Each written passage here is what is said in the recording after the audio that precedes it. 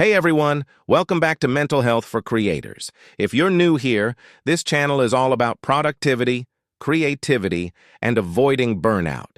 So if you want to stay inspired and create your best work, make sure to like and subscribe to support the channel. The problem: waiting for inspiration is a trap. You know that feeling when you sit down to create something and nothing comes? You stare at the screen, the blank page, the empty canvas, waiting for inspiration to strike. But it doesn't. So you check your phone, scroll a little, get up, grab a snack, still nothing. And before you know it, hours have passed, and you've created absolutely nothing.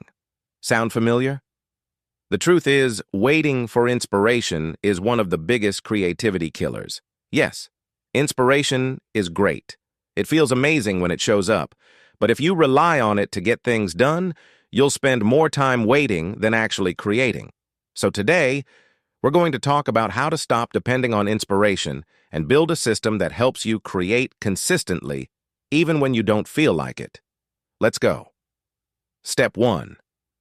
Shift your mindset. Creativity is a habit, not a feeling. The biggest myth about creativity is that it's some magical force that comes and goes whenever it wants. It's not. Creativity is a muscle, and just like any other muscle, if you want it to be strong, you have to train it regularly, not just when you feel like it. Think about it. Do musicians wait until they're in the mood to practice? No. They practice daily. Do athletes only train when they feel inspired? Nope. They train no matter what. Do great writers only write when they have a great idea? No. They sit down and write every single day. Creativity works the same way. If you want to be consistently creative, you have to treat it like a job, not a mood. Step 2. Build a creative routine, even when you don't feel like it. One of the best ways to break free from inspiration dependence is to build a consistent creative routine. Why does this work? Because when you create at the same time every day, your brain starts to recognize it as a habit. You won't have to wait for inspiration. It'll show up automatically. How to build a creative routine that works. Pick a time and stick to it. Decide on a specific time each day when you'll sit down and create. It could be early morning, during lunch, or at night, whatever works best for you. The key is consistency.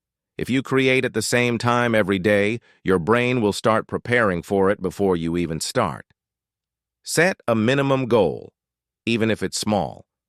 On days when inspiration is high, it's easy to create a lot. But what about the days when you don't feel like it? That's why you need a minimum creative goal, something so small that you can do it even on your worst days. If you're a writer, commit to writing at least 100 words a day. If you're an artist, sketch for at least 10 minutes. If you're a musician, play one song. Why? Because once you start, you'll often keep going, even when you didn't feel like it at first. Separate planning from creating. 1. Reason people get stuck is that they try to plan and create at the same time. Don't do this. It's a creativity killer. Instead, separate them. Planning day. Spend time brainstorming, outlining, and gathering ideas. Creating day, just sit down and create. No second guessing, no editing, no overthinking. This helps you avoid creative blocks because you always have a plan when you sit down to work. Step 3. Use external systems to stay on track. Even the most disciplined creatives have days when they don't feel like working. That's why you need external systems to keep you accountable. Here are a few that work really well. Set deadlines, even if no one is waiting for your work. If you only create when you feel like it, you'll create less often than you should. So set deadlines, even if they're just for yourself. Give yourself a due date for your next blog post, painting, or song. Break big projects into smaller tasks with their own deadlines. If possible, tell someone your deadline so they can hold you accountable. Deadlines create pressure, and pressure forces you to work, even when inspiration is missing. Use the 2-minute rule. If you don't feel like working, tell yourself, I'll just do this for 2 minutes. 2 minutes of writing, 2 minutes of drawing, 2 minutes of brainstorming. Once you start, you'll usually keep going. The hardest part is just beginning. Keep an idea. Bank one of the biggest excuses people make is, I don't know what to create. That's why you should keep an idea bank, a place where you store creative ideas so you always have something to work on. A notebook, a note-taking app, a Pinterest board. Whenever you think of an idea, even a small one, write it down. Future. You will be grateful. Step 4. Stop chasing perfection. Just create. A lot of people wait for the perfect idea before they start creating. Big mistake. Perfectionism is just fear in disguise. It stops you from making progress because you're scared of making something bad.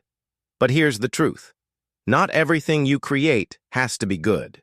Not everything you create has to be original. Not everything you create has to be perfect. Your job is not to create perfect things. Your job is to create consistently, because the more you create, the better you get. The 70% rule. If something feels 70% good, put it out into the world. You can always improve later, but if you wait for perfection, you'll never finish anything. Step 5. Change how you see inspiration. Now, let's be clear. Inspiration is valuable. When it comes, it can make creativity feel effortless. But instead of waiting for inspiration, go out and find it. Here's how. Listen to new music. Read different books, explore art from other cultures, travel to new places, even in your own city. Don't just wait for inspiration. Hunt it down. Final thoughts. Stop waiting. Start creating. Look, we all love inspiration. When it comes, it feels magical. But real creatives don't rely on magic.